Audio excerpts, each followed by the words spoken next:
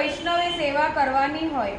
શ્રી મહાપ્રભુજી તે જ ગ્રંથમાં આજ્ઞા કરે છે કે ગુરુની આજ્ઞા કરતા શ્રી ઠાકોરજી સેવા માટે કોઈ જુદી આજ્ઞા કરે ત્યારે તે આજ્ઞા જો શ્રી ઠાકોરજીના સુખ માટે હોય તો તેનું પાલન કરવું, પછી ભલે તે આજ્ઞા ગુરુની આજ્ઞાથી વિરુદ્ધ હોય।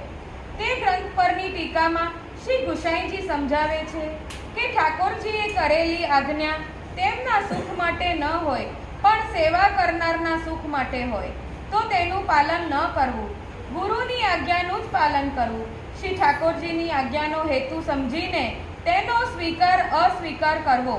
અનોસરમાં શ્રી ઠાકોરજીના મંદિરના દ્વાર ખોલાય નહીં, તેમજ સ્નાન કર્યા વિના મંદિરમાં પણ જવાય નહીં, તે ગુરુ આજ્ઞા છે। પરંતુ અહીં પ્રવીણા અનોસરમાં દ્વાર ખોલવાની અને મંદિરમાં આવીને પોતાની સામે બેસવાની આજ્ઞા શ્રી ઠાકોરજી